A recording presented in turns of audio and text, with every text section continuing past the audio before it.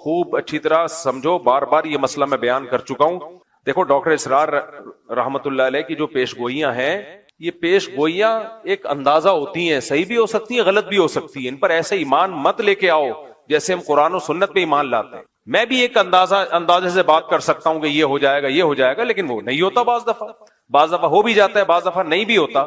تو بعض باتیں ڈاکٹر اسرار نے کی تھی وہ نہیں ہوئی پوری، وہ انہوں نے کی تھی لیکن نہیں ہوئی پوری. بعض کی ہیں جو ہو گئی پوری. تو انسان کو انسان رہنے دو، اس کو پیغمبر بنا کے ایسا بزرگ بنا کے کہ وہ پیش گوئیاں کر رہے ہوتی چلی آ رہی ہیں، یہ مت کرو یہ کام. لوگ کہتے ہیں وہ تو حدیثوں سے پیش گوئیاں کر رہے ہیں. حدیث سے پیش گوئی ممکن ہی نہیں ہے، کیونکہ حدیثوں میں کسی چیز کا ٹائم مینشن نہیں کیا گیا ہے. اور یہ میں اپنی طرف سے نہیں کہہ رہا، یہ پہلے لکھ چکے ہیں علماء اور محدثین. چونکہ تاریخ میں دیکھا ہے علماء محدثین نے کہ حدیثوں سے لوگ تانے بانے ملا کے ایک پریڈکشن کرتے ہیں، ایک پیش گوئی کرتے ہیں، اور پھر اس کے حساب سے ماحول بنانا شروع کر دیتے ہیں، حالانکہ حدیث میں اس کا وہ ٹائم مینشن نہیں ہوتا. اور پھر یا تو اس کے نام پہ کوئی فساد پھیلا دیتے ہیں، یا پھر سادہ لوگ جب دیکھتے ہیں کہ یہ ہونے والا تھا لیکن ہوا نہیں، تو ان کا حدیثوں سے ایمان اڑ جاتا ہے. تو اس لیے یہ جو بھی اس طرح کے اسکالرز گزرے ہیں، یہ ہیں اسکالرز ہی. ان کی بات کو پتھر پہ لکیر سمجھ لینا. اس کی مثال ایسے جیسے ڈاکٹر اسرار نے پیش گوئی کی تھی کہ گریٹسٹ اسرائیل بنے گا، جو پورا مکہ مدینہ اور یہ سب چیزیں، یہ سب اسرائیل میں داخل ہو جائیں گے. ان کی نیت پہ ہمیں کوئی شبہ نہیں ہے، انہوں نے اچھی نیت سے ہی کہا، لیکن یہ بات غلط ہے. اگر آپ نے مان لیا نا کہ گریٹسٹ اسرائیل بنے گا، تو یہ امید کی بات ہے یا مایوسی کی بات ہے؟ مایوسی. اس کا مطلب پھر وہ چھوڑ دیں، جو وہاں مزاحمت کر رہے ہیں وہ چھوڑ دیں مزاحمت. جب بنے گا تو کیا ضرورت ہے کرنے کی پھر؟ تو ڈاکٹر اسرار صاحب کی نیت اپنی جگہ، لیکن انشاءاللہ نہیں بنے گا. کسی کا باپ بھی نہیں بننے دے گا ان کو. یہ اسٹائل ہونا چاہیے. کیسے بنے گا بھائی؟ آپ کے مکان پہ کسی نے دھمکی دی کہ میں قبضہ کروں گا، تو پہلا ریپلائی آپ کا کیا ہوگا؟ تیرے باپ میں دم میں تو کر کے دکھا. لڑنا تو بعد میں جا کے، کیس ویس تو بعد میں نمٹیں گے بیٹھ کے. اور اگر وہ کہے کہ حدیث میں آتا ہے کہ میں قبضہ کروں گا، اس کا مطلب اس نے تو آپ کے ہاتھ پاؤں کاٹ دیے. تو کتنا ہی نیک اسکالر ہو، اچھا ہو، غلطی ہر انسان سے ہو سکتی ہے. میرا مقصد ان کی ذات کو ہدف بنانا نہیں ہے. میرا مقصد صرف اور صرف یہ بتانا ہے کہ حدیثوں میں کسی چیز کو مینشن نہیں کیا گیا ٹائم کو. اس لیے علماء پہلے یہ سب حدیثوں کو ایکسپلین کر چکے ہیں کہ حدیثوں میں دو طرح کی حدیثیں ملتی ہیں ہمیں. ایک تو وہ حدیثیں یہ کرو یہ مت کرو، جن میں آرڈر ہے کہ یہ کرنا ہے اور یہ نہیں کرنا، ان حدیثوں کو ہم نے فالو کرنا ہے. دوسری وہ حدیثیں جن کا تعلق ہے پیش گوئیوں سے، وہ نبی صلی اللہ علیہ وسلم کی نبوت کی دلیل ہے کہ آپ نے بتایا ایسا ہوگا لیکن ٹائم نہیں بتایا، تو بس اتنا ایمان رکھنا پڑے گا کہ ہوگا. کب ہوگا یہ نہیں بتایا، لہذا ان حدیثوں کا عمل سے تعلق نہیں ہے کہ ان کو سامنے رکھ کر ہم پلاننگ کرنا شروع کر دیں. نا نا نا نا نا نا، یہ غلطی نہیں کرنا. پلاننگ ان حدیثوں کو سامنے رکھ کے نہیں کی جائے گی، پلاننگ گراؤنڈ ریئلٹی کو سامنے رکھ کے کی جائے گی. پلاننگ جو کی جائے گی گراؤنڈ ریئلٹی، آج کی زمینی حقیقت کیا کہہ رہی ہے، اسباب کیا کہہ رہے ہیں کہ کیا کرنے سے کیا ریزلٹ نکلتا ہے. اسباب کی دنیا میں، اسباب کی دنیا میں کیا کیا جائے تو کیا ریزلٹ نکلے گا، تو ان اسباب کو سامنے رکھ کے فیصلہ کرنا ہے. کیوں؟ نبی کی یہ سنت ہے کہ ہمیشہ فیصلہ کس کو سامنے رکھ کے کیا جائے گا؟ بولو نا، اسباب کو. تو اسلام کو دنیا میں غالب کرنے کے لیے صرف دین کا علم کافی نہیں ہے. دنیا کے اصولوں پہ چلتی ہے. دنیا میں دنیا کی، دیکھو عیسیٰ علیہ السلام قرب قیامت میں نازل ہوں گے. اللہ کرے غامدی صاحب اس وقت تک زندہ رہیں تاکہ اپنی آنکھوں سے دیکھ لیں. بخاری اور مسلم کی حدیث کا غامدی صاحب نے انکار کر دیا نا. اتنی واضح حدیث ہے کہ لَيُوشِكَنَّ أَن يَنزِلَ فِيكُمُ ابْنُ مَرْيَمَ، ضرور بھی ضرور تم پر عیسیٰ ابن مریم نازل ہوں گے. تو جناب غامدی صاحب، اگر یہ مطلب حدیث تو ہے بخاری مسلم کی، اور بھی حدیث کی کتابوں میں آئی ہے. اگر نبی پر کسی نے ان حدیثوں میں جھوٹ باندھا ہے معاذ اللہ، تو اس کا مطلب یہ امت بہت بڑی کذاب تھی، کیونکہ اس حدیث کو ایک راوی نے بیان نہیں کیا، متعدد راوی ہیں، وہ سارے جھوٹے تھے معاذ اللہ. پھر تو امت پہ اعتماد ختم. پھر تو کیا بھروسہ یہ کتاب جو ہمیں قرآن ملی ہے امت نے اس میں تحریف نہ کر دی ہو. آپ کہہ سکتے ہیں قرآن کی حفاظت کا تو اللہ نے وعدہ کیا ہے. اس کا جواب یہ کہ یہ بھی تو اسی قرآن میں لکھا ہوا ہے جو ہمیں اس امت نے دیا ہے. عقلی طور پر امکان ہے خود ہی لکھ کے ہمیں دے دیا ہو، لیکن ہم کہتے ہیں یہ نہیں ہو سکتا، کیونکہ تواتر کے ساتھ جب کوئی چیز چلی آ رہی ہوتی ہے اس میں غلطی کا امکان نہیں ہوتا. تو حضرت عیسیٰ علیہ الصلوۃ والسلام جب نازل ہوں گے نا قرب قیامت میں، اچھا جب نازل ہوں گے تو اس وقت ہی نازل ہوں گے، کائنڈلی ابھی آپ کوئی ایسا کام نہ کرے. لوگ کیا امام مہدی کے انتظار میں آذربائیجان ہو کے آیا ہوں نا، وہاں ایک انقلاب آیا تھا رشیا سوویت یونین کے انقلاب سے پہلے. کوئی لیڈر گزرا ہے جس نے بہت لوگوں کو قتل کیا، اور آذربائیجان میں جو اسلامی حکومت تھی اس کو ختم کر دیا تھا اس نے، یعنی اہل سنت کی حکومت تھی سنیوں کی. تو ختم کیا کس دلیل پہ؟ کہ میں امام مہدی ہوں، حدیثوں میں جس مہدی کا تذکرہ ہے وہ میں ہوں، اور ایسی کی تیسی کر دی پوری اسٹیٹ کی، ریاست کی. اس کے بعد سوویت انقلاب آیا تو انہوں نے ان کی بھی ایسی کی تیسی کر دی. تو آج کل ایسی کی تیسی ہی چل رہی ہے مارکیٹ میں. تو اسلام اسباب اختیار کرنے کا حکم دیتا ہے، اسباب سے دور نہیں کرتا آپ کو. جب تک مسلمانوں نے اسباب اختیار کیے، دنیا پہ حکومتیں کی ہیں. سلطان محمد فاتح نے ترکی میں، استنبول میں، قسطنطینیہ میں جو قلعہ فتح کرنا تھا، اس کے لیے وہ اپنی صف میں بزرگوں کو بھی لے کر گیا جو دعائیں مانگیں گے. لیکن اس کے لیے بزرگوں کو تو لایا ہے دعائیں مانگنے کے لیے، لیکن اس نے پہلے اپنے انجینئرز کو کہا کہ اتنی بڑی توپ بناؤ جو اس سے پہلے دنیا میں کسی کے پاس اتنی بڑی توپ نہ ہو، جس کو لوگ کے بولیں یہ توپ ہے. کہتے ہیں نا کیا توپ چیز ہے، کیونکہ اتنی چوڑی دیوار ہے قسطنطینیہ کے قلعے کی کہ اس دیوار کو چھوٹی موٹی توپوں سے توڑنا ممکن نہیں ہے. وہ کہہ سکتا تھا ہمارے پاس اتنے بڑے بزرگ ہیں، نیک لوگ ہیں، اتنا بڑا لشکر ہے، اور نبی نے خوشخبری بھی دی قسطنطینیہ فتح ہوگا. آپ نے فرمایا سب سے بہترین لشکر وہ ہوگا جو قسطنطینیہ فتح کرے گا. یہ تو بتا دیا آپ نے، لیکن کیا مطلب؟ بس ہم چلے جائیں فتح کرنے؟ کیوں نبی نے کہا ہوگا فتح؟ بھائی نبی نے ڈیٹ نہیں بتائی ہے کہ محمد فاتح کے ہاتھ پہ ہوگا یا اس سے پہلے کسی کے ہاتھ پہ ہوگا. اس کے ہاتھ پہ ہوگا جو اسباب اختیار کرے گا. 700 سال کے بعد جا کے یہ پیش گوئی پوری ہوئی ہے نبی کی. 700 سال پہلے بھی حملے ہوئے، ناکام. کیوں؟ دشمن زیادہ طاقتور تھا، اور جو اٹیک کرنے والے وہ دشمن کے مقابلے میں کمزور، حالانکہ نیک تھے. صحابہ، تابعین، تبع تابعین، انہوں بھی حملے کیے ہیں. حضرت ابو ایوب انصاری کی قبر ہے وہاں قسطنطینیہ میں دیکھ کے آیا ہوں. لیکن کیا بھائی دنیا دار الاسباب ہے. صحابہ نے کوششیں کی اپنے لحاظ سے، جو وسائل اختیار کر سکتے تھے کیے، نہیں ہوا فتح. سلطان محمد فاتح نے کہا کیوں نہیں ہو رہا؟ اس قلعے کی ایسی کی، اتنی چوڑی دیواریں ہیں نا اس قلعے کی، اس دیوار کی جو استنبول کے گرد انہوں نے کھینچی تھی رومیوں نے، یا تو یہ عیسائیوں نے تھی یا عیسائیوں سے پہلے حکومت تھی فارس کی، ایرانیوں کی، جو مجوسی تھے، آگ پرست تھے. اب اس میں دونوں قول ملتے ہیں ہمیں، مجھے پوری تحقیق نہیں ہے کہ یا تو یہ مجوسیوں نے بنائی تھی پہلے آگ پرست. دو ہی بڑی سپر پاور گزری ہے نا بھائی، ایک ایرانیوں کی گزری ہے اور ایک مسیحی. اس سے پہلے تو یہودیوں کی تھی. دیکھو پہلے یہودیوں نے دنیا میں حکومت کی ہے سلیمان اور داؤد علیہ السلام کے دور میں. ہر جگہ کس کی تہذیب نظر آتی تھی؟ یہودیوں کی. سلیمان علیہ السلام کا نا پورا حدود سے آ کے خبریں دی ہیں، ملکہ سبا ہے، وہ ملکہ سبا کو بھی فتح کر لیا اور وہ پھیلتے چلے گئے. تو جو سپر طاقت تھی دنیا میں، جو سلطنت قائم تھی، وہ کس کی تھی؟ یہودیوں کی. اس سے پہلے کی تاریخ میں نہیں جا رہا، اس سے پہلے بھی بہت لوگوں نے دنیا میں حکومتیں کی ہیں، تو ماضی قریب کی بات میں کر رہا ہوں. اس کے بعد اللہ نے کس کے ہاتھ میں روحانی خلافت دی ہے؟ مسیحیوں کے ہاتھ میں. حضرت عیسیٰ پر ایمان لانے والے یہ پھیلتے چلے گئے، جنگوں کے ذریعے بھی، دعوت اور تبلیغ کے ذریعے بھی. کچھ علاقوں کو تو عیسائیوں نے تلوار کے زور سے فتح کیا، کچھ ایسے تھے جو خود بخود پوری اسٹیٹس مسیحی مذہب میں داخل ہو گئی کیونکہ اس میں اٹریکشن تھی.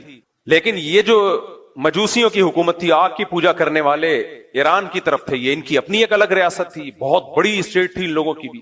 تو یہ دو سلطنتیں، ایک رومن امپائر اور ایک ایرانیوں کی جو مجوسیوں کی امپائر تھی، یہ دو بڑی طاقتیں تھیں جب اسلام دنیا میں بولو آیا. تو عیسائیوں کی لڑائی زیادہ تر انہی سے ہو رہی تھی، یا تو یہودیوں سے ہوتی تھی یا ان سے ہوتی تھی مجوسیوں سے. تو یہ جو استنبول ہے ترکی، یہ تھا پہلے مجوسیوں کے قبضے میں، آگ پرستش، آگ کی جو پوجا مشرک لوگوں کے. اب یا تو یہ دیوار انہوں نے بنائی تھی جس پر مسیحیوں نے اسی طرح سے حملہ کیا، بہت مشکل سے اس پہ قبضہ کیا، یا یہ کہ یہ بنائی کس نے تھی؟ مسیحیوں نے بنائی تھی. یہ دیکھنا پڑے گا کتابوں میں، اس وقت میرے ذہن میں نہیں ہے. لیکن بہرحال مسلمانوں کے لیے اس کو فتح کرنا آسان کام نہیں تھا، اور نبی نے خوشخبری بھی سنا دی تھی، نعم جیش یغزو القسطنطینیہ او کما قال صلی اللہ علیہ وسلم.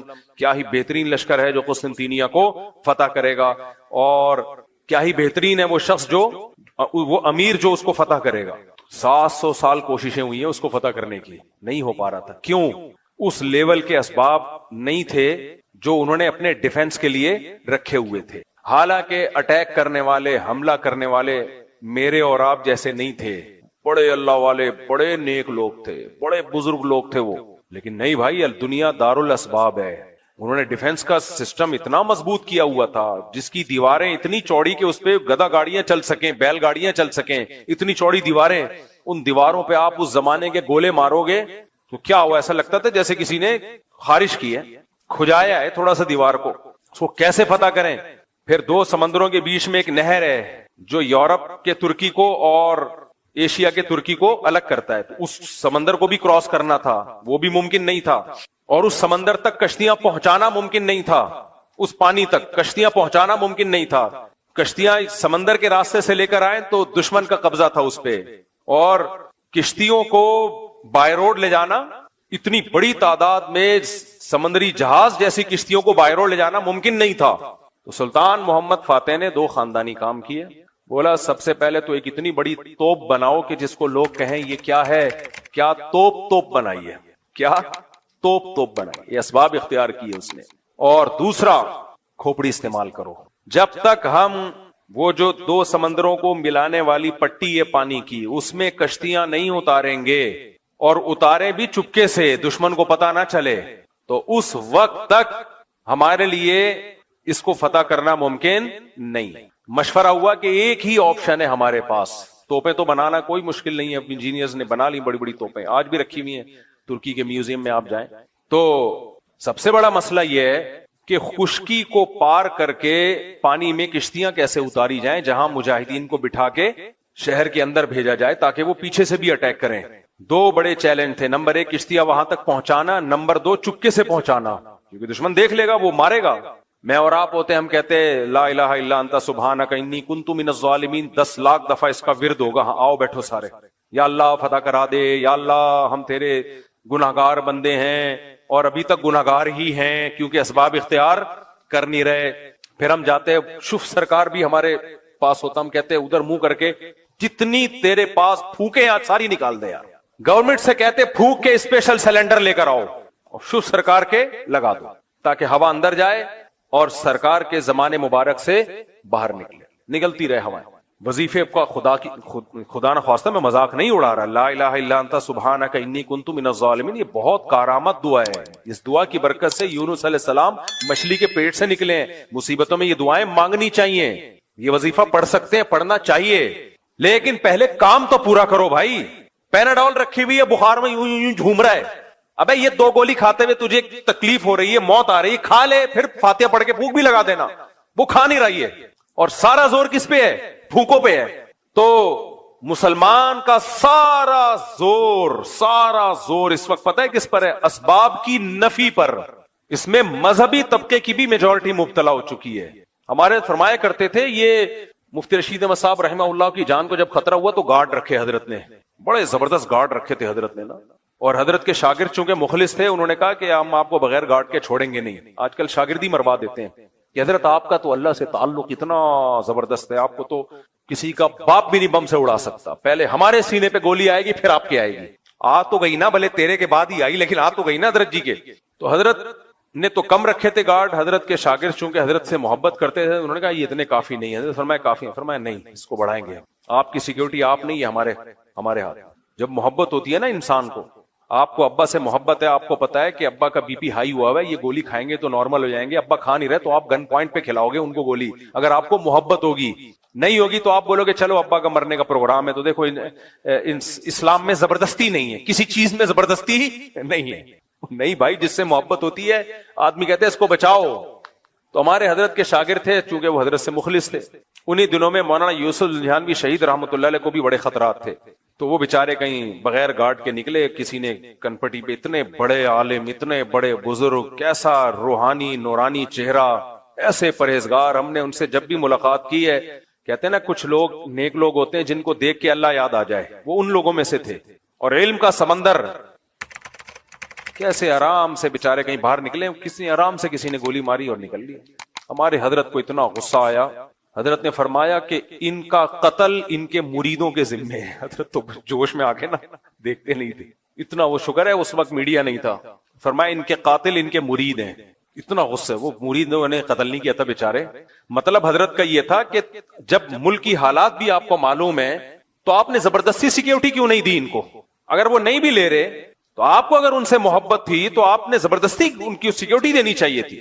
تو ہمارے ہاں بجائے سیکیورٹی دینے کے یا سیکیورٹی کے ساتھ تعاون کرنے کے الٹا یہ اعتراض کہ ان پہ کو اللہ پہ توکل نہیں ہے، یہ گارڈ لے کے گھومتے ہیں.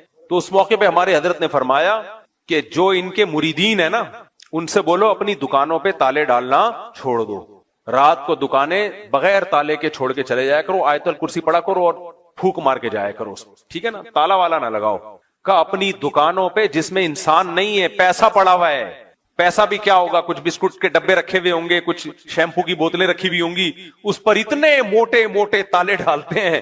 اور جو انسان ہے جو ان کے پیر و مرشد ہیں ان کی حفاظت کا کوئی لوگوں نے انتظام نہیں کیا. میں جانتا ہوں ان کے مرید بیچارے مخلص تھے، لیکن ٹرینڈ یہی چل رہا ہے نا آج کل کے دینداروں میں، ٹرینڈ یہ چل رہا ہے کہ حفاظت کی بالکل کوئی فکر کوئی پرواہ نہیں ہے. ہماری مسجد میں جب سیکیورٹی کے مسائل کھڑے ہوئے نا تو کچھ لوگوں نے اعتراض کیا یہ کیا، ادھر سے بھی تلاشی ادھر سے بھی تلاشی، مجھے بہت زیادہ تنگ کرنا شروع کیا. مرغی پہ مسائل کھڑے ہوئے نا، یہ مرغیاں مفتی صاحب نے میں نے ہٹا دی. میں نے کہا ایسی کی تیسی چھوڑو یار، جو چیز لوگوں میں بدگمانی کا ذریعہ بنی ہٹاؤ ساری مرغیاں. حالانکہ کم سے کم بھی 2 سے 2.5 لاکھ روپے کا سیٹ اپ بنایا تھا میں نے، وہ سارے ضائع ہو گئے میرے. میں نے کہا ہٹا دو کوئی مسئلہ. سیکورٹی پہ بھی یہ کہ وہاں سے آ رہے ہیں تلاشی، وہاں سے یہ کیا ہے، کوئی GHQ ہے یا کیا ہے، یہ کوئی بم لے کے آ رہے ہیں. میں نے ساتھیوں سے بولا کوئی کمپرومائز نہیں کرنا ہے، کسی بے وقوف اور احمق کی بات میں سے ذرا بھی متاثر نہیں ہونا. میں نے کہا اس کو ڈبل کرنا ہے، کم نہیں کرنا. سمجھ رہے ہو، کتنے سارے نمازی خلاف ہو جائے نا ایسی کی تیسی. جاؤ باہر. میں نے کہا بے وقوفوں کی باتوں میں آ کے یہ تھوڑی کہ اس میں سیکیورٹی صرف ہماری نہیں ہے آپ کی بھی ہے. اللہ سب کو بچا کے رکھے. جب بم پھٹتا ہے نا تو جس کو ہدف بنایا جاتا ہے صرف وہ نہیں جاتا، غریبی میں 10-15 بھی اسی کے ساتھ جو بیان سننے آئے تھے وہ بھی چلے جاتے ہیں. تو بھائی یہ تو آپ کے فائدے کے لیے ہے، اس سیکیورٹی کو ابھی ہم نے بڑھانا ہے، سمجھ رہے ہو، کم نہیں کرنا. تو آپ کو اگر کوئی تکلیف ہو رہی ہے، ہم آتے ہیں تو ہماری تلاشی کیوں لی جاتی ہے، ہم کوئی شکل سے دہشت گرد لگ رہے ہیں. آپ شکل سے جتنے بھی شریف لگے یار، پھر بھی آپ کو پوری تلاشی لی جائے گی آپ کی، ٹھیک ہے نا. تو اس لیے بیان سننے آنا ہے تو تلاشی میں کمپرومائز، سیکیورٹی میں کوئی کمپرومائز بولو نہیں ہوگا. ایک دن کیا ہوا، یہاں پر ایک بندہ بیٹھا ہوا تھا، شروع کی بات ہے جب زیادہ سیکیورٹی کا سخت نظام نہیں تھا، اس کی جیب میں ٹیٹی نکلی، پسٹل تھی اس کی جیب میں. ہم بدگمان نہیں ہو رہے، اپنے ڈیفنس کے لیے لایا ہوگا، لیکن بھائی کسی کے چہرے پہ تھوڑی لکھا ہوا ہوتا ہے. تو گارڈ نے یوں کر کے نظر ڈلاتے رہتے نا یوں، تو اس نے دیکھ لیا، اس کو بلایا. خیر ہم نے پولیس والوں کو بلایا، انکوائری کی، وہ بندہ صحیح تھا، یعنی کوئی وہ نہیں تھا. آپ ڈرے نہیں، آپ کہ اچھا یہاں تو ٹیٹیاں نکل رہی ہیں، گھبرانا نہیں ہے. شریعت کہتی ہے اسباب مکمل اختیار کرو، اس کے بعد توکل کس پہ رکھو؟ اللہ. مرنا ہوگا جس دن، جو رات قبر میں گزرنی ہے کسی کا باپ بھی وہ قبر سے باہر نہیں گزروا سکتا، اور جو قبر میں نہیں گزرنی وہ کسی کا باپ بھی قبر میں نہیں گزروا سکتا آپ سے. تو کام سارے کرنے ہیں لیکن اسباب بھرپور اختیار کرنے ہیں. اس کے بعد پھر اللہ پہ توکل بھی کرو. پھر تو جو مرنا ہے بھائی وہ تو مرنا ہے، ڈرو نہیں موت سے. موت کا ڈر الگ چیز ہے اور بے احتیاطی الگ چیز ہے. تو ہمارے حضرت نے فرمایا کہ یہ جتنے بھی لوگ ہیں نا جو حضرت مولانا یوسف جہانوی شہید رحمۃ اللہ علیہ کو انہوں نے سیکیورٹی نہیں دی، فرمایا کہ یہ اپنی دکانوں پہ بڑے موٹے موٹے تالے ڈال کے جاتے ہیں، حالانکہ اندر کیا رکھا ہوتا ہے؟ شیمپو کی بوتلیں. ٹھیک ہے، آپ گولے گنڈے والے کو دیکھو جب ریڑی بند کرے گا کیسے تالے لگے ہوئے ہو، اور نظر سے بچنے کے لیے بھی انتظامات کیے ہوئے ہوتے ہیں. حلیم کی دیگوں پہ لکھا ہوتا ہے، کالا جوتا لٹکا ہوا ہوتا ہے، اس بزنس کو نظر نہ لگے. بزنس کیا ہے؟ ٹوٹل 2 دیگیں. اللہ اور برکت دے بھائی، 2 دیگیں کو 4 کر دے، اللہ ہماری دعا ہے. لیکن ابے بھائی یا تو بہت بڑا جاپان کی گاڑیوں کا تیرا شو روم ہوتا، اربوں خربوں روپے کی ٹرانزیکشن ہو رہی ہوتی، روزانہ 50 گاڑیاں نکل رہی ہوتی تیرے شو روم سے، تو نظر سے بچنے کے لیے کچھ اہتمام کرتا. وہ کر نہیں رہا، وہ بیٹھا ہوا ہے آرام سے. تیری حلیم کی دیگ ہے، اس پہ جوتے بھی لٹکے ہوئے ہیں اور کالے کپڑے بھی جھوم رہے ہیں. رکشے والے نے پیچھے جوتا لٹکایا ہوا ہوتا ہے، اب کم نظر آ رہا ہے، پہلے بہت ہوتا تھا. میں نے ایک دن پوچھا یار یہ کسی کی چپل اٹک کے رہ گئی ہے، بعض دفعہ ہوتے ہیں لوگ، میرے تو یہ خیال تھا کوئی اترتے ہوئے چپل اٹک گئی تو اس نے باہر لٹکا دی کہ جن صاحب کی ہوا کے لے جائیں. اس نے کہا بھائی یہ نظر سے بچنے کے لیے. میں نے کہا بھائی ٹرک کو نظر لگی تھی تو رکشہ بن گیا تھا، وہ اس کو کیا نظر لگے گی، یہ کیا بنے گا بیچارہ. یوسف علیہ السلام کے قریب کسی کا حسن ہو، ایسے اس بچے کی ماں حسن کو نظر سے بچانے کے لیے کچھ اہتمام کرے. جیسے کہتے ہیں حضرت عثمان نے ایک خوبصورت بچہ دیکھا تو اس کو ایک تل لگا دیا تھوڑا عیب پیدا کرنے کے لیے. تو سمجھ میں آتا ہے بھائی مائیں بچوں کو نظر سے بچا رہی ہیں, وہ بچے جو اندھیرے میں نظر نہیں آتے. وہ واقعہ پورا کون سا واقعہ تھا؟ ہاں وہ واقعہ رہ گیا. چلو تو خیر, تو سلطان محمد فاتح نے کیا کیا, یہ اسباب اختیار کی. میرا مقصد واقعہ سنانی, یہ تو میں ہسٹری بیان کر چکا ہوں پہلے بھی جب میں ترکی کا دورہ کر کے آیا تھا. یہ صرف یہ بتانا تھا کہ ہمارے ماضی کیا تھا اور آج ہم منہ کی فائرنگ کے علاوہ ہمارے پاس کچھ بھی نہیں. اور اوپر سے ہمارے جو دیسی لبرل ہیں جن کی قیصر احمد راجہ نے طبیعت سے کلاس لی ہوئی ہے, قیصر احمد راجہ کو لازمی سنا کرو اور اس کے چینل کو آگے پھیلاؤ بھی, کیونکہ مجھے جو اب تک نظر آیا ہے پاکستان میں کم از کم واحد بندہ ہے جو ان دیسی لبرل کے خلاف کھڑا ہوا ہے. یہ دیسی لبرل جو ہے نا, جن کے پاس کچھ بھی نہیں ہے, نہ دین کا علم ہے نہ دنیا کا علم ہے, بیٹھ کے پھینکتے رہتے ہیں, انگلش میں انگلش ٹھش پھش مارتے رہیں گے. عوام سمجھتی ہے یار کیا نالج ہے یار. ابے بھائی وہ نالج آپ کو لگ رہی ہوتی ہے. میں نے بتایا نا ایک انٹی آئی ہیں آج کل, وہ کہہ رہی ہیں ڈارون کی جو تھیوری ہے کہ جو ارتقاء ہے وہ ایک ثابت شدہ حقیقت ہے سائنس میں, جھوٹ سے بات شروع ہو رہی ہے. پھینکنے پر گورنمنٹ نے کوئی پابندی لگائی ہے یار, پھینکتے رہو. سائنسدان کہہ رہے ہیں کہ ثابت شدہ نہیں ہے اور ہمارے پڑھے لکھے کہہ رہے ہیں کہ ثابت شدہ ہے.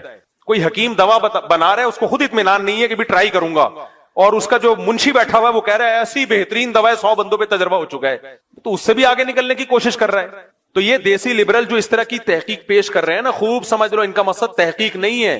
ان کو ایک ٹاسک دیا گیا ہے کہ علماء کو اور اسلام کو پیچھے رکھنا ہے. اس کا طریقہ یہ ہے کہ سائنس کو اس انداز میں پیش کیا جائے کہ لوگ سمجھیں کہ سائنس اور مذہب آپس میں ٹکرا رہے ہیں. ابھی ایک دیسی لبرل انکل ہیں, ان کے اسپیچ سن رہا تھا میں, کہہ رہے تھے کہ مذہبی آدمی تو تہذیب یافتہ ہو ہی نہیں سکتا, مذہبی آدمی تہذیب یافتہ ہو ہی نہیں سکتا. واہ واہ واہ واہ بھائی, تہذیب مذہب کے علاوہ خدا کی قسم کسی کا باپ کہنے والا تھا, لیکن پھر دیکھا تہذیب یافتہ نہیں ہوتے. یہ دیکھو مذہب جو ہے نا بھائی, ہمارا اسٹائل ہے نا, اسٹائل تھوڑی ہم چینج کریں گے. اسٹائل ہے نا, اسٹائل بھی تہذیب کا ایک حصہ ہے. انگریز بھی تو باپ کے, تو ان کے باپ ہوتے نہیں تو وہ ماں کے تانے دیتے ہیں. یہ تہذیب ہے.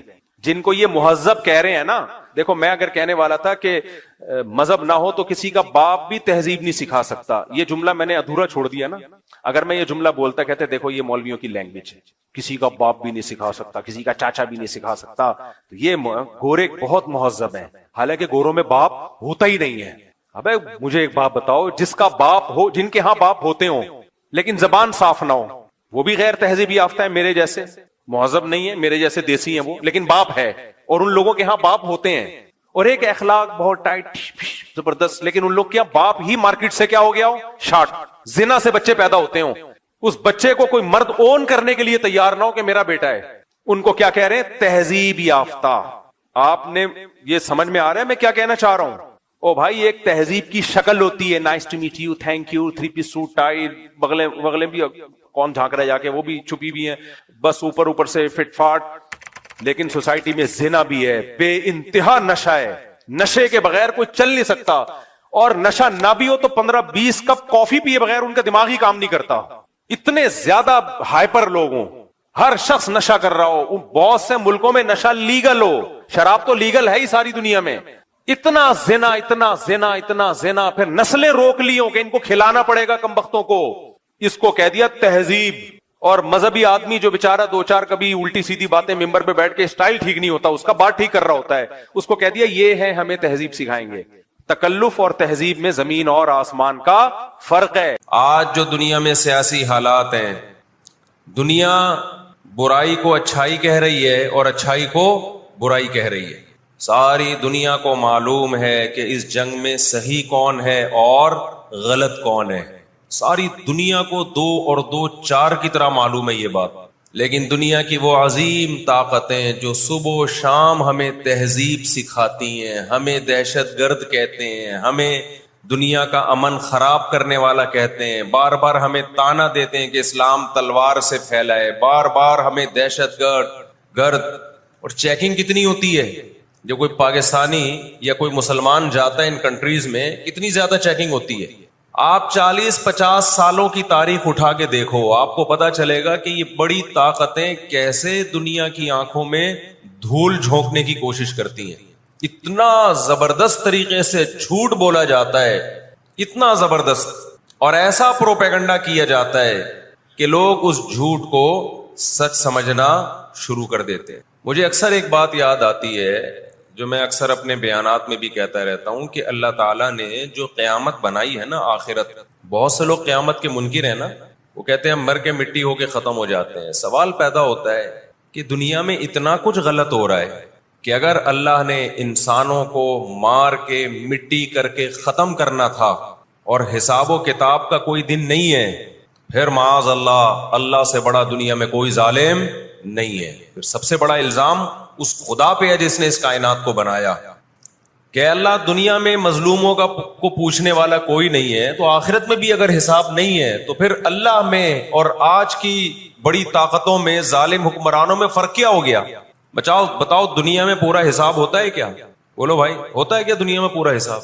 جنرل مشرف کی بہت ساری باتیں جن سے ہم متفق نہیں، کچھ باتیں بڑی خاندانی کر گیا، وہ کچھ غلط لوگ بھی صحیح باتیں کر جاتے ہیں نا. جنرل پرویز مشرف مرحوم کی پالیسیاں، ان پالیسیوں نے پاکستان کو فائدے کے بجائے نقصان پہنچایا. کچھ باتیں بڑی خاندانی کر گئے جنرل مشرف.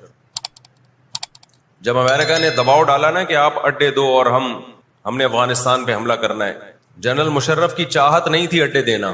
کس کی چاہت ہوگی کہ ہم اپنے ملک میں کسی آرمی کو گھسنے دیں؟ مشرف نے ایک بات کہی، اس وقت میں نے براہ راست وہ تقریر سنی کہ یہ دنیا ڈنڈے کی زبان سمجھتی ہے، جس کے پاس ڈنڈا ہے اس کی بات سنی بھی جائے گی، سمجھی بھی جائے گی اور اس کو فالو بھی کیا جائے گا.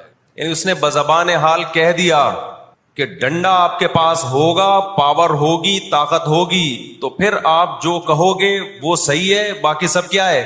غلط. آج دنیا نے ڈنڈے کے زور سے منوا لیا ہے دنیا سے کہ جس کو ہم صحیح کہہ رہے ہیں وہ صحیح ہے، دلائل کی دنیا میں جانے کی ضرورت نہیں ہے. اس وقت دنیا میں دو بڑی طاقتیں ہیں جو اس وقت تیسری ورلڈ وار کی طرف دنیا کو لے کے جا رہی ہیں. آپ کو پتا ہے پہلی جنگ عظیم میں کتنے لوگ ہلاک ہوئے، دوسری جنگ عظیم میں کتنے لوگ ہلاک ہوئے، اور اب جب تیسری جنگ عظیم ہوگی تو ہلاکتوں کا جو ریشو ہوگا، میں سمجھتا ہوں آدم علیہ السلام کے زمانے سے لے کر اب تک دنیا میں جتنی ہلاکتیں ہوئی ہیں وہ ایک طرف ترازو کے ایک پلڑے میں رکھ دیں آپ، اور یہ تیسری جنگ عظیم جو اسرائیل کی وجہ سے ہونے جا رہی ہے اس میں جو ہلاکتیں ہوں گی وہ تمام ریکارڈ توڑ دیں گی، اور اس کا ذمہ دار برطانیہ، امریکہ اور اسرائیل ہوگا، جو دنیا میں سب سے زیادہ تہذیب کے ٹھیکے دار سمجھے جاتے ہیں. اس لیے میرے سامنے یہ نہ کیا کرو گورے کے اخلاق بہت اچھے ہوتے ہیں، تھینک یو سے بات شروع کرتا ہے، تھینک یو پہ ختم کرتا ہے. یہ ان کا تھینک یو قیامت کے دن ان کو خدا کے عذاب سے نہیں بچائے گا. ہمارا وہ شخص جو گالی سے بات شروع کر کے گالی پہ ختم کرتا ہے، خدا کی قسم ان سے اچھا ہے. وہ دنیا میں وہ ظلم اور بربریت نہیں کرتا جو یہ لوگ کر رہے ہیں. بہت آج نا ایٹیٹیوڈ، ان کے اخلاق، ان کی سڑکیں، ان کے روڈ. او بھائی دنیا کا خون چوس رہے ہیں یہ. اس اخلاق کا کیا کر رہے ہیں آپ نے؟ عراق میں جو بھوک سے بچوں کو مارا ہے وہ کس نے مارا ہے؟ مسلمانوں نے مارا ہے یا ان 27 اتحادیوں نے مارا ہے؟ وہ عراق اب تک اپنے پاؤں پہ کھڑا نہیں ہو پایا ہے. اس تباہی کا جو سینکڑوں بچے یونائٹڈ نیشن کی رپورٹ کے مطابق عراق میں بھوک سے مرے ہیں، ان کا ذمہ دار سعودی عرب ہے، پاکستان ہے، یا وہ 27 اتحادی ممالک ہیں جو سارے غیر مسلم کنٹریز ہیں جنہوں نے 27 ملکوں نے مل کے عراق پہ حملہ کیا تھا اور جھوٹا الزام لگایا کہ ان کے پاس کیمیکل ہتھیار ہے. اب بھی دنیا کو اگر ہوش نہیں آتا اور کفر کی حقیقت سمجھ میں نہیں آتی ہے، ہمارے لبرل اور سیکولر طبقے کو جو صبح و شام ان کے گن گاتے ہیں، تو پھر آپ کو اس کا اللہ کے سامنے حساب دینا پڑے گا. آج کے جو اخلاق ہیں نا دنیا میں، ان کی کیا ویلیو ہے؟ باپ پر 1 روپیہ خرچ نہیں کرنا، ماں کے لیے، ابا کے لیے اولڈ ہاؤس، اور اماں کے لیے کیا ہے؟ بولتے کیوں نہیں بھائی؟ اولڈ ہاؤس ہے. کبھی لڑتے نہیں ابا سے، کبھی لڑتے نہیں اماں سے. اس سے اچھا وہ بچہ ہے جو کبھی کبھار ابا سے لڑ بھی لیتا ہے، اماں سے لڑ بھی لیتا ہے، لیکن اسے پتا ہے کہ میں نے آخری دم تک ان بوڑھے ماں باپ کو اپنے سے جدا نہیں کرنا. وہ لڑکے توبہ استغفار کر لیتا ہے، وہ زیادہ بہتر ہے. دیکھنے میں یہ بدتمیز لگے گا آپ کو، خدا کی نظر میں اس کا مقام اس سے زیادہ ہے جو تمیز دار ہے. اس تمیز کا کرنا کیا ہے آپ نے؟ کہاں گئی وہ عالمی طاقتیں؟ کہاں گئے وہ تہذیب کے ٹھیکیدار جو ہمیں تہذیب سکھاتے ہیں؟ ساری دنیا ایک بات جانتی ہے کہ 18ویں 20ویں صدی سے پہلے مکمل فلسطین یہ کس کے پاس تھا؟ بولو بھائی. یہ عربوں کے پاس تھا, مسلمانوں کے پاس تھا, ایک عرب کنٹری تھا. کون سے لا اور کون سے قانون کے تحت اس کو یہودیوں کے حوالے کیا گیا؟ زیادہ لمبی بحث نہ کیا کریں, اسے کہیں ماضی کی طرف جاؤ. کون سے قانون کے تحت اس میں یہودیوں کو لا کے زبردستی بسایا گیا ہے؟ آج بہت سے لبرل لوگ, سیکولر لوگ, یا وہ مذہبی لوگ جو اصل میں ان کے دماغ میں سافٹ ویئر سیکولرزم ہی کے انسٹال ہوئے ہوئے ہیں, انہوں نے لبادہ مذہب کا اڑا ہوا ہے. آج وہ بھی چھپے لفظوں میں اسرائیل کی حمایت کر رہے ہوتے ہیں کہ جی زمینیں تو فلسطینیوں نے بیچی تھی یہودیوں کو. آپ اگر اپنے ملک میں کسی کو زمین خریدنے دیتے ہو تو کیا اس کا یہ مطلب ہوتا ہے کہ کل وہ آپ کا باپ بن جائے؟ دنیا میں کسی کنٹری میں یہ لا ہے کیا؟ آپ نے اجازت دی اپنے پڑوس میں آ کے کسی شخص کو رہنے کی, کل اس نے آپ کے مکان پہ بھی قبضہ کر لیا, کل اس نے اپنی ریاست کا اعلان کر دیا. دنیا میں کہیں بھی اس بات کو تسلیم کیا جائے گا؟ دنیا میں 2 بڑی جنگیں ہو چکی ہیں, ان دونوں بڑی جنگوں میں کہیں بھی کسی مسلمان کا نام بولو نہیں آئے گا, کہیں بھی نہیں آئے گا کہ یہ کسی فلاں مسلم کی وجہ سے ہوئی ہے یہ جنگ. اور اب تیسری جنگ عظیم کی طرح, اور یہ جنگ ہوگی, یہ ذہن میں رکھیں. دیکھو ہم نہ یہودی کے خلاف ہیں, نہ عیسائیوں کے خلاف ہیں, نہ ہندوؤں کے خلاف ہیں, نہ سکھوں کے خلاف ہیں. ہندو, سکھ, عیسائی اور یہودی, ان کے بارے میں ہمارے پاس قرآن کی واضح تعلیمات ہیں. لا اکراہ فی الدین قد تبین الرشد من الغی, دین میں کوئی زبردستی نہیں ہے. کسی شخص کو مذہب کی تبدیلی پر مجبور نہیں کیا جائے گا, کیونکہ اللہ نے سیدھا راستہ اور غلط راستہ 2 اور 2 4 کی طرح بیان کر دیا ہے. جس کا دل چاہے سیدھے راستے پہ چلے, جس کا دل چاہے برے راستے پہ چلے. قرآن نے یہ بھی واضح کر دیا کہ آپ کسی پر زبردستی نہیں کر سکتے, تلوار کی زور سے کسی کو اسلام میں داخل نہیں کر سکتے. اے اللہ ہم نے ان غیر مسلموں سے سلوک کیسا کرنا ہے یہ بھی قرآن نے بیان کر دیا. لا ينهاكم الله عن الذين لم يقاتلوكم في الدين ولم يخرجوكم من دياركم ان تبروهم. 28واں پارہ. جو بھی غیر مسلم ہے, چاہے وہ یہودی ہو, چاہے وہ عیسائی ہو, چاہے وہ ہندو ہو, سکھ ہو, بدھسٹ ہو, اللہ فرماتے ہیں اللہ تمہیں ان سے اچھے سلوک سے منع نہیں کر رہا, بلکہ اچھے سلوک کا اللہ تمہیں حکم دے رہا ہے. ہمارے نبی صلی اللہ علیہ وسلم جب کوئی یہودی بیمار ہوتا اس کی بھی عیادت کے لیے اسی طرح جایا کرتے تھے جیسے کسی مسلمان کی عیادت کے لیے جاتے. ہمارے نبی کی زوجہ ایک یہودی خاندان سے تھیں, وہ اپنے یہودی خاندان کو ہدیے دیا کرتی تھیں. ہمارے نبی صلی اللہ علیہ وسلم نے اس عمل سے انہیں منع نہیں کیا. ہماری دشمنی یہودیوں سے نہیں ہے, عیسائیوں سے نہیں ہے, ہماری دشمنی ان یہودیوں سے ہے جو اسرائیل کو سپورٹ کر رہے ہیں. آپ اگر قرآن اٹھا کے دیکھیں, اللہ تعالیٰ نے اپنے محبوب ترین پیغمبر موسیٰ کلیم اللہ وقربناہ نجیہ, جن کے بارے میں قرآن کہتا ہے وہ پیغمبر جن کو کوہ طور پہ بلا کے میں ان سے سرگوشیاں کیا کرتا تھا, اس پیغمبر کو اللہ نے اس قوم کی طرف بھیجا. کس قدر ٹینشن دی یہودیوں نے موسیٰ علیہ السلام کو, کیسے معجزے اپنی آنکھوں سے دیکھ رہے ہیں. درجنوں مرتبہ لاٹھی کو سانپ بنتے ہوئے دیکھا. 1 ارب سے زیادہ مسلمان ہیں, 1 ارب سے زیادہ, اور یہودی کتنا ہے؟ 1 کروڑ بھی میرا خیال ہے نہیں ہوگا. لیکن یہ 1 ارب سے زیادہ مسلمان کس کے کنٹرول میں ہیں؟ اور میں آپ کی اطلاع کے لیے عرض کروں, اس وقت اسرائیل امریکہ کا غلام نہیں ہے, خوب سمجھ لیں. امریکہ کی گچی کس نے پکڑی ہوئی ہے؟ اسرائیل نے پکڑی ہوئی ہے. اسرائیل انڈیا کا غلام نہیں ہے, انڈیا کی گچی پکڑی ہوئی ہے. کس نے؟ گچی سمجھتے ہو؟ گچی یہاں سے پکڑ کے نا بندہ ہل نہ سکے. چھوٹا سا ملک ہے, سازشوں کی وجہ سے, طاقت کی وجہ سے نہیں, مکاریوں اور سازشوں کی وجہ سے دنیا کو کنٹرول میں کیا ہوا ہے. سازشیں کسے کہتے ہیں؟ ایک بہت طاقتور آدمی جو آپ کے کنٹرول میں نہ ہو, آپ اس کے کسی راز پہ مطلع ہو جائیں, اسے کسی برائی میں ڈالیں اور خفیہ ویڈیو بنا لیں آپ, اور بولیں جو میں کہہ رہا ہوں کرتا رہے ورنہ یہ ویڈیو لیک کر دوں گا. وہ انتہائی پاورفل آدمی بھی کنٹرول میں کس کے آ جائے گا؟ ایک انتہائی کمزور آدمی کے کنٹرول میں. یہودیوں پر ان کی بدعمالیوں کی وجہ سے قرآن کیا کہتا ہے؟ غربت علیہم الذلہ, انہوں نے پیغمبروں کو قتل کیا, انہوں نے موسیٰ علیہ السلام کو صرف ستایا نہیں, بے انتہا ستایا. اتنے سارے معجزے دیکھنے کے باوجود انہوں نے عیسیٰ ابن مریم کو اللہ کا بیٹا کہا, عیسیٰ ابن مریم کو معاذ اللہ ولد الزنا کہا. حالانکہ ان کی اپنی کتابوں میں آج تک عیسیٰ ابن مریم کی گواہی، ان کے نبوت کے علامات موجود ہیں. آپ کو پتہ ہے یہودی مدینہ میں کیوں آباد ہوئے؟ آخری نبی کے انتظار کے لیے، ورنہ مدینہ اور یہودیوں کا آپس میں کوئی لنک بنتا نہیں ہے. یہ لوگ جایا کرتے تھے سفر کر کے، راستے میں مدینہ کا نخلستان تھا. تاریخ کی کتابوں میں لکھا ہے کہ انہوں نے دیکھا کہ آخری نبی محمد صلی اللہ علیہ وسلم جس علاقے میں آئیں گے، نبوت کا اعلان کریں گے، اس تمام علامات اس علاقے میں پائی جاتی ہیں. لیکن نبی صلی اللہ علیہ وسلم کے دنیا میں آنے کے بعد جیسے انہوں نے اپنی کتابوں میں عیسیٰ ابن مریم کا تذکرہ ہونے کے باوجود ان کا انکار کیا حسد اور جیلیسی کی وجہ سے، اسی طرح انہوں نے محمد صلی اللہ علیہ وسلم کی نبوت کا انکار کیا. قرآن کہتا ہے اس کی بیس بھی کیا تھی؟ حسد اور جیلیسی. دیکھو اللہ کا قاعدہ ہے کہ دنیا میں جو حد سے زیادہ آگے نکلنے کی کوشش کرتا ہے نا، اپنی اوقات سے زیادہ، حق علی اللہ الا یرتفع شیء الا وضعہ. نبی صلی اللہ علیہ وسلم نے فرمایا اللہ نے اپنے اوپر یہ بات لازم کر لی ہے کہ جو چیز بھی حد سے آگے نکلے گی اللہ اس کو زمین پہ گرا دے گا.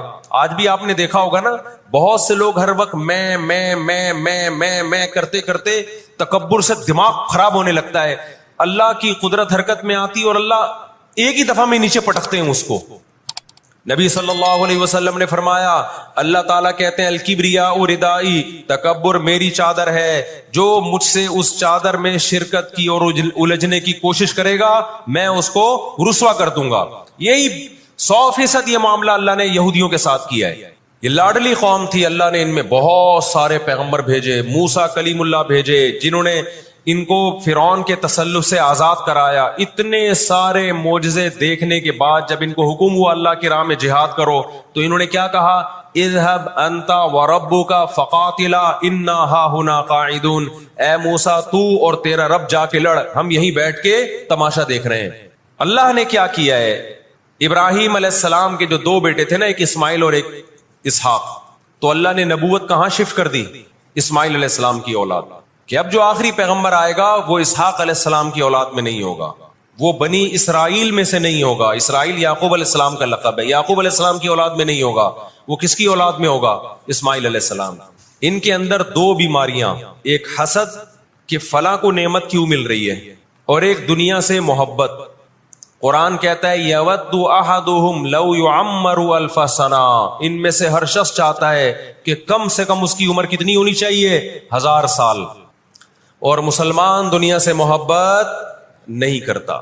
تو آپ بتاؤ، دو ایسی قوموں کا مقابلہ ہو کہ ایک زندہ رہنے کے لیے لڑ رہی ہو اور ایک موت کے لیے لڑ رہی ہو، تو فتح کس کو ملے گی؟ جو موت کے لیے لڑتا ہے.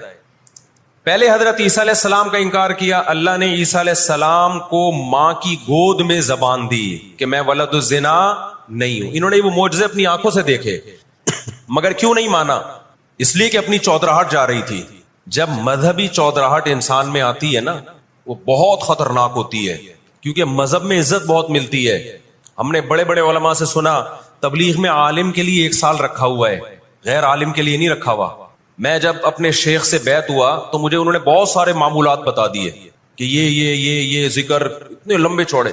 میں حیران تھا کہ وہ فلاں بیعت ہو کر گیا ہے، اس کو تو کم معمولات بتائے، ہم تو مولانا ہیں. تو ہمارے شیخ نے کہا کہ عالم کے بگڑنے کا اندیشہ عامی آدمی کے بگڑنے سے بولو زیادہ ہے. عزت بھی ملتی ہے جب علم ہوتا ہے، شہرت بھی ملتی ہے. عزت، شہرت، دولت، یہ 3 چیزیں انسان کی کھوپڑی کو کیا کرتی ہیں؟ بولو خراب. تبھی تزکیہ نفس جو ہے نا، تزکیہ نفس، جس کے پاس بھی علم ہے، آج یوٹیوب پہ بہت سے اسکالرز ہیں، ادھر ادھر سے علم حاصل کر لیا، کسی بزرگ سے باقاعدہ تعلق قائم کر کے اپنا تزکیہ نہیں کروایا، تو وہی علم ان کا گمراہی کا پھیلانے کا ذریعہ بن جاتا ہے. قرآن کیا کہتا ہے؟ ان لوگوں میں انا پیدا ہو گئی، ہم نے ان کو علم، یہودیوں کو علم پر بھی دنیا کا علم بھی دیا، دین کا علم بھی دیا. اور داؤد اور سلیمان علیہ السلام کے ذریعے دنیا میں ان کی خلافتیں قائم ہوئی. تو بجائے اللہ کے شکر گزار بننے کے تکبر سے کھوپڑی آؤٹ ہونا بولو شروع. اللہ سے کوئی نہیں لڑ سکتا. جب تکبر آئے گا آپ کے اندر، بجائے اس کے کہ آپ اللہ کا شکر ادا کرو. بہت بڑے حصے پر یہودیوں نے حکومت کی ہے.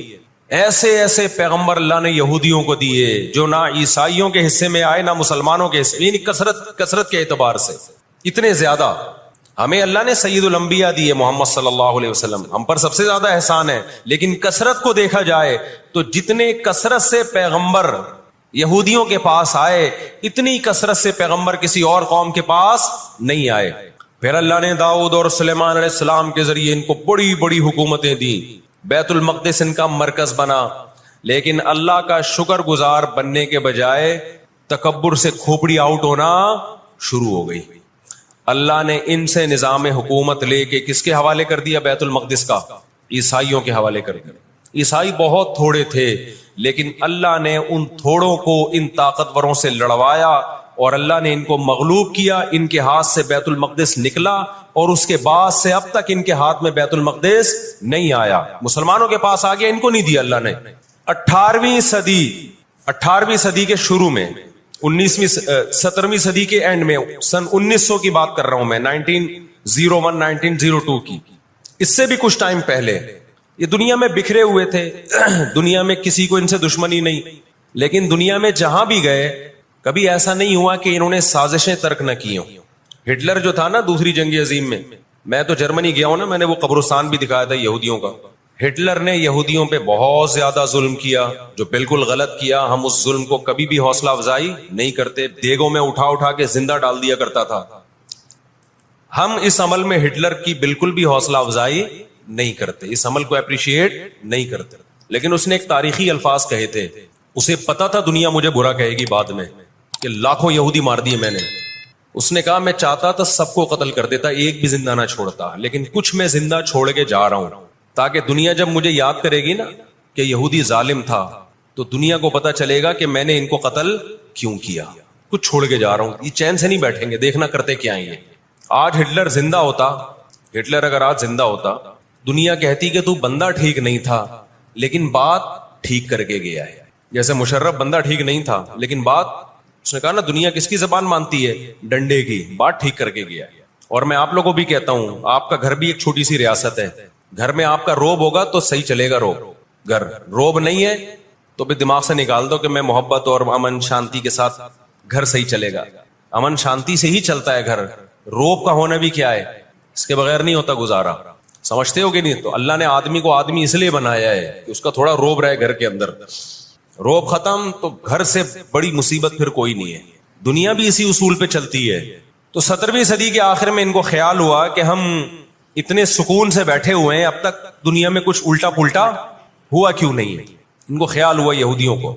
قرآن نے ان کے بارے میں کیا کہا؟ ضربت علیہم الذلہ, ہم نے ان پر ذلت کو دے مارا ہے. آپ کو پتا ہے کہ یہود کا لفظ اتنی بڑی گالی دنیا کے لیے بن گیا تھا. ایران میں بہت زیادہ یہودی ہیں, پتا ہے آپ کو, اسرائیل کے بعد سب سے زیادہ یہودی ایران میں ہیں. لیکن انہوں نے اپنا نام ایران میں یہود نہیں رجسٹرڈ کروایا, کلیمی رجسٹرڈ کروایا ہوا ہے, موسیٰ کلیم اللہ کی نسبت سے. کیوں؟ ان کو پتا ہے کہ یہود کا لفظ دنیا میں کیا بن چکا ہے؟ گالی. شرم آئے گی کسی کو بتاتے ہوئے کہ میں یہودی ہوں, اس لیے ایران میں انہوں نے اپنے آپ کو رجسٹرڈ کس نام سے کروایا ہے؟ کلیمی کہتے ہیں ان کو. میں مانتا ہوں سارے یہودی ایسے نہیں ہوتے, میں نے پہلے وضاحت کر دی, ہمیں یہودیوں سے دشمنی نہیں ہے, کیونکہ قرآن جہاں یہودیوں کی برائی بیان کرتا ہے وہاں قرآن یہ بھی کہتا ہے لیسوا سواء, سارے ایک جیسے نہیں ہیں. قرآن اعتدال سے بات کرتا ہے, سارے ایک جیسے نہیں ہیں. لیکن جتنا شر اور فساد اس قوم میں ہے, قرآن کہتا ہے کہ اتنا دنیا میں کسی اور قوم میں نہیں ہے. لا تجدن اشد الناس عداوۃ للذین آمنوا اليہود, اللہ کہتے ہیں تم مسلمانوں کا سب سے بڑا دشمن دنیا کی جتنی قومیں ہیں ان میں سب سے بڑا دشمن کس کو پاؤ گے؟ یہود کو پاؤ گے. اس کے بعد مشرکین کو پاؤ گے, اور اسلام کے سب سے زیادہ قریب تم کس کو پاؤ گے؟ نصارہ کو, عیسائیوں کو پاؤ گے. تو ان کو بہت عرصے سے, صدیوں سے کچھ دنیا میں ہوا نہیں تھا, تو ان کو بیٹھے بیٹھے پریشانی ہونا شروع ہو گئی. چند ان کے فسادی لوگ جمع ہوئے اور انہوں نے کہا کہ بھئی دنیا میں ہر قوم کے پاس ایک ملک ہے, ہر مذہب کے پاس ایک ملک ہے, تو ہمارے پاس بھی ہونا چاہیے. حالانکہ یہ بات ہی غلط ہے, دنیا میں ہر قوم کے پاس ملک نہیں ہے. دنیا میں لاکھوں قومیں ہیں, ملک تھوڑی لاکھوں ہیں. پاکستان میں کتنی قومیں ہیں؟ سرائکی ہے, پنجابی ہیں, اردو ہیں, پٹھان ہیں, بلوچی ہیں. اگر قومیت کی بیس پہ ملک بنانا شروع کر دیں پھر تو ایک ایک انچ کے ملک وجود میں آئیں گے. پھر سرائکیوں میں جائیں گے تو سرائکیوں میں 20 قومیں ہیں, پٹھانوں میں جائیں گے پٹھانوں میں 40 قومیں نکلیں گی, مہاجروں میں جائیں گے ان میں صدیقی الگ ہے, ہاشمی الگ ہے, 20 قسم کے, بہاری الگ ہے. وہ تو قوموں در قومیں بڑھتی چلی جائیں گی. انہوں نے کہا دنیا میں ہر مذہب کے پاس ایک ملک ہے. حالانکہ یہ بات بھی سکھوں کے پاس کوئی الگ ملک ہے, کوشش کر رہے ہیں وہ بنانے کی, لیکن اب تک کی رپورٹ کے مطابق نہیں ہے. بہت ساری دنیا میں مذہب ہے جن کے پاس کوئی کنٹری. مذہب کی بیس پہ حکومت دنیا میں 3 قوموں نے کی ہے, مذہب کی بیس پہ, جو آسمانی مذاہب ہیں, یہود, عیسائی اور مسلمان. پہلی جنگ عظیم ختم ہونے والی تھی, دنیا امن و امان کی طرف آ رہی تھی, ان کو وہ دنیا کا امن پسند نہیں آیا. انہوں نے جناب طے کیا کہ ہمیں ایک ملک ملنا چاہیے. ان کے بڑے بیٹھے, کسی نے کہا افریقہ میں ہونا چاہیے, کسی نے کہا فلاں جگہ ہونا چاہیے, کسی نے کہا فلاں جگہ ہونا چاہیے. ان میں چند شرارتیوں کو خیال آیا کہ اگر ہم کسی بھی ملک میں کسی بھی زمین پہ اناؤنس کریں گے نا یہاں ہم نیا کنٹری بنانا چاہتے ہیں, تو ہمارے یہود خود اس پہ آمادہ نہیں ہوں گے. اس لیے کہ جو شخص کسی ملک میں سکون اور اطمینان کے ساتھ رہ رہا ہے, کوئی یہودی, تو وہ کیوں آئے گا ہجرت کر کے وہاں پہ؟ سمجھ میں آ رہی ہے بات؟ بھائی آپ کسی کنٹری میں امن اور سکون کے ساتھ ہو, اعلان ہوتا ہے ان لوگوں کے لیے وہاں الگ ملک بن رہا ہے, تو آپ کہو گے مجھے جانے کی کیا ضرورت ہے جب میں یہاں سکون اطمینان سے ہوں, مجھے تمام حقوق حاصل ہیں. یہودیوں کو پوری دنیا میں ہر قسم کے حقوق حاصل تھے, اور سب سے زیادہ یہودیوں کے ساتھ اچھا سلوک مسلمان خلفاء نے کیا ہے.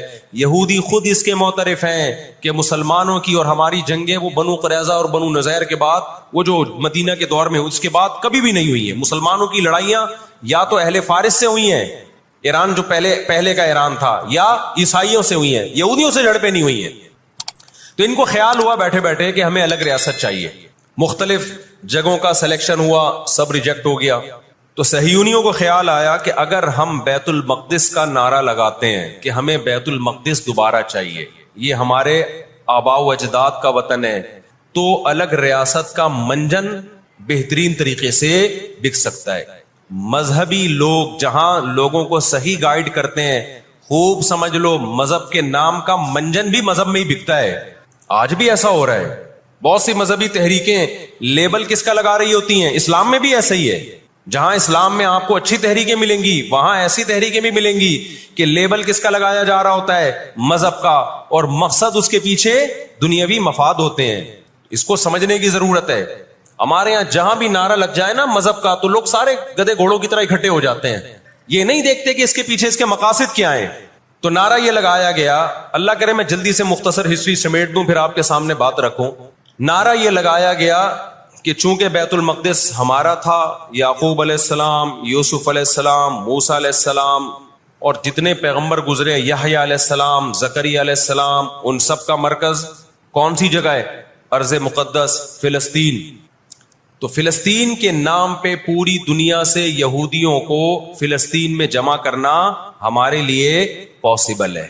مگر یہودی بکھرے ہوئے تھے, ان کے پاس اتنی طاقت نہیں تھی. 2 سازشیں انہوں نے کی ہیں. نمبر 1, تجارت اپنے کنٹرول میں لو. قرآن کہتا ہے وَأَخْذِهِمُ الرِّبَا وَقَدْ نُهُوا عَنْهُ, اللہ نے ان پر سود لینے پر پابندی لگائی تھی. انہوں نے دنیا کو سود کے نظام میں لپیٹ دیا. پوری دنیا کی دولت مرتکز ہو کے کس کے پاس آنے لگی؟ یہودیوں کے پاس. مذہبی ریاست بنائی جا رہی ہے. اس کی مثال ایسے ہے جیسے ہم مسجد بنا رہے ہیں اور بندوق ہاتھ میں لے کے لوگوں کو ڈکیتیاں کر کے پیسہ لاؤ, جتنا پیسہ بنے گا, جتنا پیسہ اکٹھا ہوگا ہم اس کے لیے اسے کیا بنائیں گے؟ مسجد بنائیں گے. تو اس سے صاف پتہ چل جائے گا بھائی تیرا مقصد مسجد بنانا نہیں ہے, مسجد کے نام پہ منجن بیچنا ہے. سمجھ میں آ رہی ہے بات کہ نہیں آ رہی؟ لیبل مسجد کا لگ رہا ہے اس کے پیچھے, کیونکہ جو مسجد جو بنانا چاہتا ہے وہ کبھی بھی حرام پیسے سے مسجد نہیں بنائے گا. تورات میں آج تک سود کی حرمت موجود ہے. قرآن نے بیان کیا کہ ان کو ہم نے سود لینے سے منع کیا, لیکن انہوں نے سود لینا شروع کر دیا. بڑے بڑے بینک آج کس کے پاس ہیں؟ ان کے تانے بانے سارے کس سے جا کے ملتے ہیں؟ یہودیوں سے. بیٹھے بیٹھے پیسہ جمع کرنا شروع کیا. تبھی تو میں کہتا ہوں یہ جو بڑے بڑے جنرل اسٹور بنے ہوئے ہیں نا, مال بنے ہوئے ہیں, جو بینکوں سے سودی قرضہ لے کے کروڑوں روپے پھونک دیتے ہیں, اس کے بجائے نا اپنے ان غریب دکانداروں کے پاس جایا کرو جو اپنے باپ کی کمائی سے, وراثت کے پیسوں سے دکان بنا کے بیٹھے ہوئے ہیں. یہ جو سودی نظام ہے نا, سودی نظام, اس سے دنیا کی دولت مرتکز ہو کے چند ہاتھوں میں جاتی ہے. پھر وہ چند ہاتھ ہی آپ کے باپ بن کے بیٹھتے ہیں دنیا میں. جب سے یہ بڑے بڑے اسٹورز بننا شروع ہوئے ہیں, مال بننا شروع ہوئے ہیں, یہ چھوٹے موٹے دکانداروں کی جو حلال کی آمدن تھی, ان کی جو بینکوں سے قرضے نہیں تھے, جو دادے پردادے سے محنت کر کے آ رہے تھے اور اب اتنا جمع کیا کہ ایک دکان بنا لیں, وہ سارے ایک طرف رہ گئے. اور ایک سرمایہ دار اٹھتا ہے, بینکوں سے اربوں روپے کا قرضہ لے کے ایک بہت بڑی بلڈنگ بنا دیتا ہے اور بیٹھ کے نوٹ چھاپتا ہے. وہ یہ کون سا ان کی خون پسینے کی کمائی ہوتی ہے؟ تو اس عذاب میں دنیا کو کس نے دھکیلا؟ سودی نظام میں. بولو, یہودی نے دھکیلا. ان کے شاطر دماغ نے کام کیا کہ پوری دنیا کی معیشت کس کے کنٹرول میں لے کر آؤ؟ اپنے کنٹرول میں. آج اگر حاجی ہم یہاں سے حج کرنے جاتے ہیں نا, میں نے ایک دفعہ سعودی عرب میں کسی سے پوچھا کہ یہودیوں کو یہ کھٹکتا نہیں ہے, اتنے لاکھ لوگ آ رہے ہیں, 40 لاکھ 50 لاکھ لوگ حج کر کے جا رہے ہیں, ان کو کھٹکتا نہیں ہوگا اتنی اللہ نے مسلمانوں کو عزت دی؟ انہوں نے کہا ان کو نہیں کھٹکتا, یہ چاہتے ہیں کہ 40 لاکھ کے بجائے 80 لاکھ لوگ حج کیا کریں. وجہ اس کی ہے کہ وہاں سارا مال ان کی کمپنیوں کا بکتا ہے. میں سمجھا پا رہا ہوں اپنی بات؟ ساری پروڈکٹ کس کی بکتی ہیں؟ منجن انہی کا بک رہا ہے وہاں بھی. تو چاہتے ہیں 40 لاکھ کے بجائے کتنے لاکھ حج کیا کریں؟ 80 لاکھ حج کیا کریں. اللہ میاں نے حج کا جہاں تذکرہ کیا نا, وہاں تجارت کا بھی تذکرہ کیا ہے.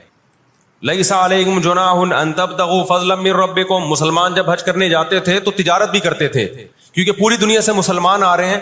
ایک ملک میں ایک چیز سستی ہے, دوسرے ملک میں وہ مہنگی ہے, تو اس ملک والا یہ سستی چیز لے گیا, یہ والا یہ سستی چیز لے گیا, دونوں پارٹیوں کو پیسہ مل رہا ہے, حج بھی ہو رہا ہے, پیسہ بھی مل رہا ہے. صحابہ کو خیال آیا کہ یہ تو ہم حج کرنے جا رہے ہیں, اس میں ہم بزنس بھی اگر کرتے ہیں تو ہمارے تو حج کا اجر ضائع ہو جائے گا. اللہ نے فرمایا نا نا نا نا نا, اگر تم حج کے ساتھ تجارت بھی کرو گے, تجارت کا فائدہ بھی ملے گا اور حج کا بھی پورا پورا ثواب ملے گا تمہیں. کیوں؟ اللہ چاہتے تھے کہ حج کے ذریعے معیشت بھی مسلمانوں کی مضبوط ہو.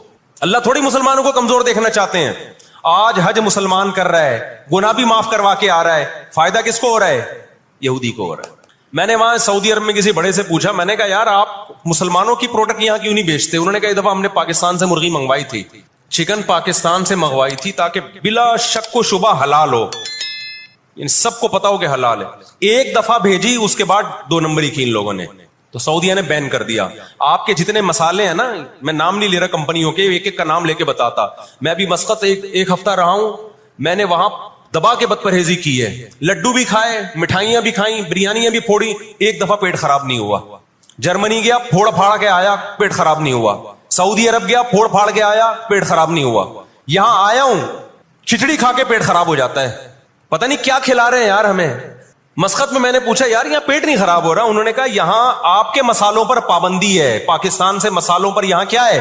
پابندی ہے, اس لیے پیٹ خراب نہیں ہو رہا. جرمنی میں مجھے وہاں لوگوں نے بتایا کہ جرمنی میں پاکستانی مسالوں پر کیا ہے؟ پابندی ہے, اس لیے پیٹ خراب نہیں ہو رہا. جہاں پاکستان سے مسالہ جائے گا لوگوں کے پیٹوں کی ایسی کی تیسی کر دے گا وہ. یہ ہے بزنس, سمجھ رہے ہو؟ پھر کچھ مسالے آ رہے ہیں وہاں پہ, لیکن ان میں وہ ٹیسٹ نہیں ہے جو یہاں ہے. وجہ کیا ہے کہ یہاں جو کیمیکل ڈل رہا ہے نا ٹیسٹ کے لیے, وہ کیمیکل کے بغیر جا رہے ہیں, پھر وہ ایکسپورٹ ہو رہے ہیں, اس لیے اس میں وہ ٹیسٹ تو نہیں, لیکن صحت نہیں خراب کر رہے. یہاں فوکس کیا جا رہا ہے ٹیسٹ کو, صحت گئی تیل لینے, اور آپ اور میں کھا رہے ہیں الحمدللہ, آتے ہی پیٹ خراب ہو گیا.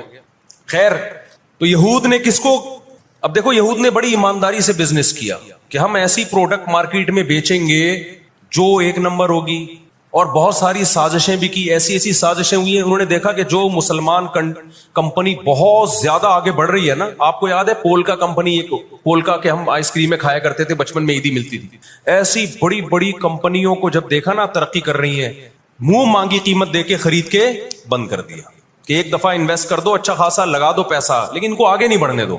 اس کا نتیجہ یہ نکلا کہ دنیا غلام بنتی چلی گئی. اکنامکلی کس کی غلام بن گئی؟ آج امریکہ اسرائیل کو غلط کہہ کے بھی کس کا ساتھ دیتا ہے؟ مجھے یاد ہے چند سال پہلے امریکی صدر نے بیان دیا تھا اسرائیل نے یہ غلط کیا ہے, یونائٹڈ نیشن کے لا کی پابندی نہیں کی ہے, لیکن ہم پھر بھی کس کے ساتھ ہیں؟ پورے الفاظ بتا رہا ہوں میں, پھر بھی ہم کس کے ساتھ ہیں؟ مانتے ہوئے. اس کو پتا ہے, وہ اس کی مثال وہ 50-50 میں ایک آیا کرتا تھا نا, 50-50 میں ایک کلپ وائرل ہوا ہے کہ کمنٹری ہو رہی ہے کہ سلیم اللہ بہت اچھا کھیل رہا ہے اور کلیم اللہ تو کھیل ہی نہیں رہا. اب لوگ جو کمنٹری کرنے والا ہے اس سے کہہ رہے ہیں بھائی یا تو کھیل ہی نہیں رہا, وہ جو تماشائی تھے وہ چھوڑ کے جانے لگے تو غلط کمنٹری کر رہا ہے. اس نے کہا تم جہنم میں چلے جاؤ لیکن کھیل یہی صحیح رہا ہے, بھلے تم جاؤ. وہ انہوں نے کہا ہم گھر جا رہے ہیں, انہوں نے کہا تم گھر نہیں, تم جہنم میں جاؤ, لیکن یہی سلیم اللہ بہترین کھیل رہا ہے. پھر دکھایا کہ پیچھے بندوق رکھی ہوئی ہے کسی نے. تو اس وقت امریکہ کو گچی سے کس نے پکڑا ہوا ہے؟ طاقت امریکہ کے پاس زیادہ ہے, سازشیں کس کے پاس زیادہ ہیں؟ اسرائیل کے پاس. معیشت پہ ایسا قبضہ کیا ہوا ہے, گچی سے پکڑا ہوا ہے کہ ہلنا نہیں. آج پوری دنیا میں فلسطینی نہتے ہو گئے. جب اسرائیل کے قیام کا اعلان کیا نا یہودیوں نے, تو دو کام کیے, میں جلدی سے بات کو سمیٹوں. ایک تو یہ کہ معیشت کس کے کنٹرول میں لو, سود کے ذریعے, بزنس کے ذریعے, حلال تجارت کے ذریعے اس طرح سے کنٹرول میں آتی نہیں ہے. وہ سود جو تمام مذاہب میں حرام ہے, عیسائیت میں بھی, یہودیت میں بھی, اسلام میں بھی, اس سود کو پروموٹ کیا دنیا میں, تاکہ سود کے ذریعے آپ اندرون سندھ جاؤ نا, بڑے بڑے زمینداروں نے ہاریوں کو, کسانوں کو اپنے کنٹرول میں لیا ہوا ہے سودی قرضے دے دے کے. وہ بےچارے ہل نہیں سکتے, ساری زندگی ان کے غلام بنے رہتے ہیں وہ. اللہ جزائے خیر دے, ہمارے جامعہ الرشید کے ایک استاذ ہیں, بڑے مالدار بھی ہیں, انہوں نے وہاں جا کے بہت سارے ہاریوں کے قرضے ادا کر کے ان کو اس غلامی سے نکالا ہے. اور بہت سے ان میں ہندو بھی ہیں بہت سارے, وہ مسلمان بھی ہوئے ہیں, ان کو اور ہر طرح سے سپورٹ کرنا, ایسے ادارے بنے ہوئے اندرون سندھ.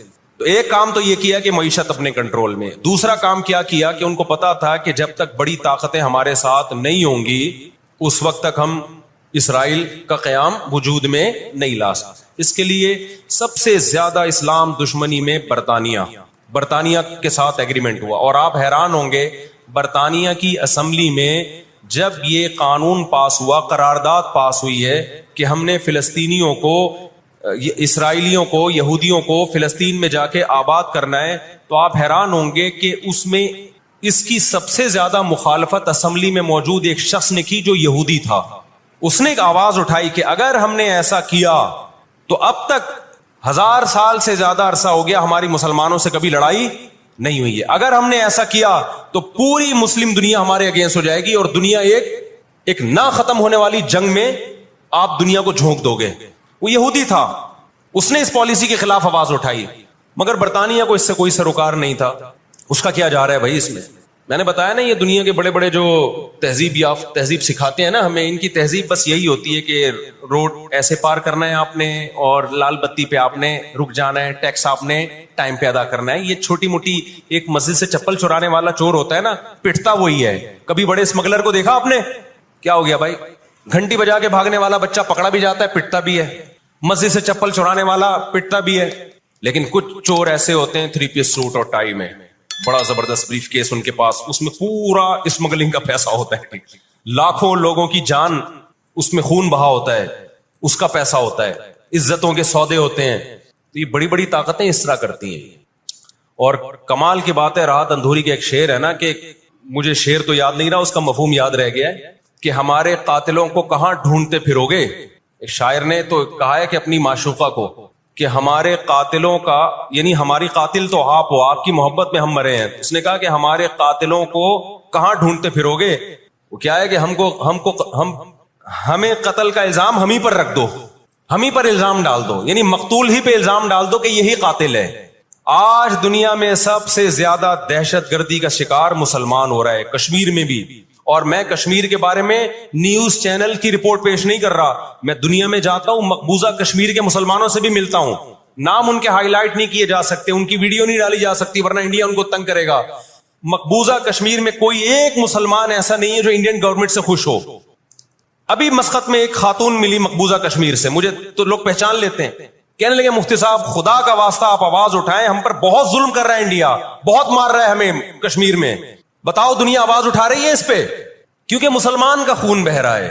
روہن گیان میں کس کا خون بہتا ہے, برما میں مسلمان کا خون بہتا ہے. فلسطین میں کس کا خون بہ رہا ہے, مسلمان کا خون بہ رہا ہے. جہاں مسلمان کا خون بہے گا دنیا منہ پہ ٹیپ لگا لیتی ہے. جہاں کوئی ایک غیر مسلم, ہماری نظر میں مسلمان کا خون بہے یا غیر مسلم کا, ہم فرق نہیں کرتے, کسی پہ بھی ظلم ہوگا ہم آواز اٹھائیں گے. لیکن دنیا یہ فرق کرتی ہے, لیبل یہ لگاتی ہے کہ انسانیت پہلے مذہب بعد میں, لیکن ان کا ایٹیٹیوڈ بتاتا ہے کہ ان کی نظر میں مذہب پہلے ہے, انسانیت بعد میں ہے. دنیا میں سب سے سستا خون مسلمان کا ہو گیا ہے.